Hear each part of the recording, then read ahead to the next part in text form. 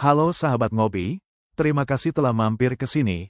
Kita ngobrol seputar kopi, sambil minum secangkir kopi. Pernah nggak sih kepikiran di setiap cangkir kopi pagi kita, itu ada cerita inovasi yang keren banget? Ini bukan cuma soal biji kopinya, tapi juga soal orang-orang jenius di baliknya yang mengubah total cara kita menikmati minuman ini. Hari ini kita bakal telusuri perjalanan luar biasa dari mesin kopi. Oke, yuk kita mulai aja. Kita mulai dari pemandangan yang mungkin udah sering banget kita lihat. Satu shot espresso yang sempurna, dengan krema keemasan yang cantik banget, ngalir dari mesin modern yang canggih. Nah, ini tuh puncak dari pencarian selama lebih dari 100 tahun buat nemuin rasa, kecepatan, dan kesempurnaan dalam secangkir kopi. Nah, ini dia pertanyaan utamanya. Gimana ceritanya kita bisa sampai ke titik ini?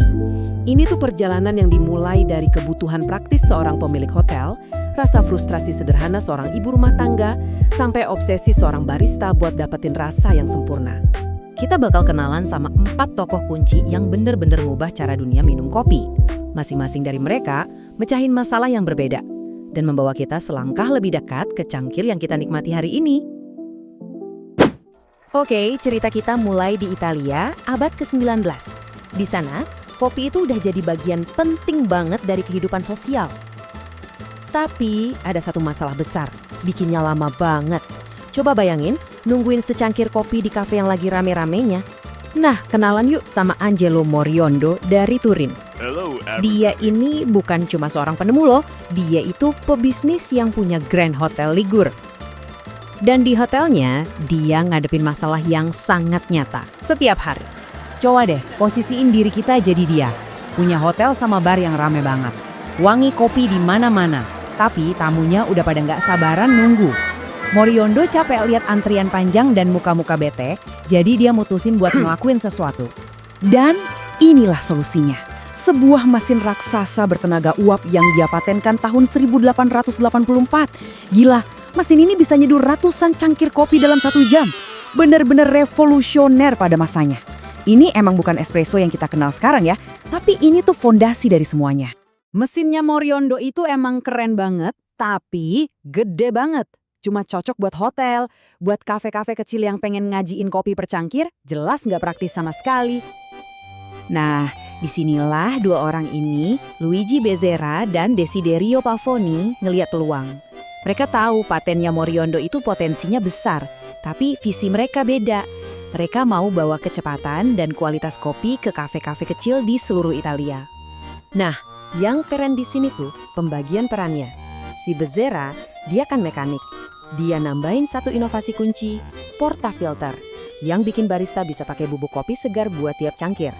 Terus, si Pavoni yang nyempurnain desainnya dan jadi otaknya di bagian marketing. Jadi, di pameran Milan tahun 1906, di tengah semua penemuan baru yang heboh, lahirlah istilah cafe espresso. Espresso itu bukan cuma soal prosesnya, tapi juga janji layanan yang super cepat dan personal. Kopi yang dibikin khusus buat kamu saat itu juga. Oke, sekarang kita pindah dulu dari kafe-kafe Italia yang rame ke sebuah dapur di Jerman. Coba tebak, apa masalah kopi yang paling sering ditemuin di rumah waktu itu? Jawabannya, sesuatu yang kita kenal banget, ampas. Nah, ini dia, Melita Benz. Bayangin aja, setiap pagi abis nyiapin sarapan buat keluarganya, dia duduk mau nikmatin kopi. Tapi, setiap pagi juga, dia kesal sama satu hal, ampas kopi yang ngendep di dasar cangkirnya. Dan ternyata, keluhan ini tuh umum banget loh waktu itu. Selain rasanya yang jadi pahit, banyak orang percaya ampas kopi itu nggak bagus buat kesehatan. Melita yang sayang banget sama keluarganya, akhirnya mutusin buat cari solusi. Dan disinilah kejeniusannya kelihatan. Cuma pakai barang-barang seadanya, cangkir kuningan dan kertas isap dari buku sekolah anaknya, dia berhasil nyiptain filter kopi pertama di dunia. Simple, efektif, dan bener-bener merevolusi cara orang bikin kopi di rumah.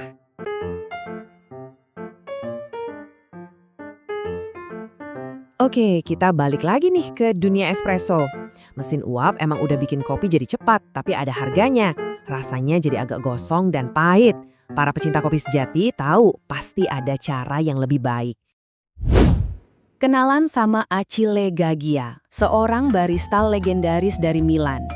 Dia itu bukan cuma barista, tapi seniman kopi. Dan kayak seniman sejati, dia nggak pernah puas sama hasil karyanya. Dia yakin banget rasa espresso bisa jauh lebih enak. Inovasi Gaggia ini benar-benar lompatan besar. Dia ninggalin uap sama sekali. Coba bayangin pompa sepeda raksasa.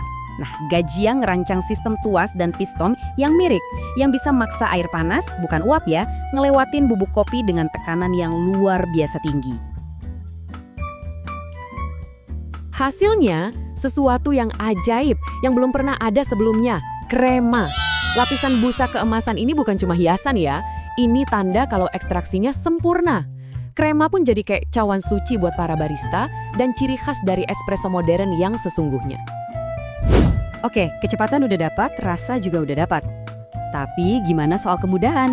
Gimana caranya biar semua orang bisa nikmatin kopi enak di mana aja, cuma dengan sekali pencet tombol? Disinilah era otomatisasi dimulai. Mulai tahun 1947, mesin penjual kopi instan otomatis mengubah total cara orang kerja dan nongkrong. Kopi panas sekarang jadi teman setia di kantor, stasiun kereta, dan tempat-tempat umum lainnya. Dan sejak saat itu, inovasi tuh makin ngebut, didorong sama kemajuan teknologi. Mulai dari mesin bintuk cup yang pinter, mesin kapsul yang praktis, sampai mesin super otomatis yang jadi andalan kafe-kafe modern sekarang. Jadi, dari uap yang panas sampai krema yang lembut, setiap langkah dalam evolusi mesin kopi ini sebenarnya adalah jawaban dari sebuah masalah. Ini adalah cerita tentang gimana kita mengubah minuman yang sederhana jadi sebuah karya seni dan sains. Nah, sebagai penutup, coba deh kita pikirin masa depan. Kita udah naklukin kecepatan, rasa, sama kemudahan. Kira-kira masalah apa lagi ya yang bakal dipecahin sama revolusi kopi selanjutnya? Mungkin soal keberlanjutan, personalisasi yang lebih canggih, atau bahkan sesuatu yang belum kita bayangin sama sekali. Satu hal yang pasti, lain kali Anda minum kopi, ingat-ingat deh, di tangan Anda itu ada hasil inovasi lebih dari 100 tahun.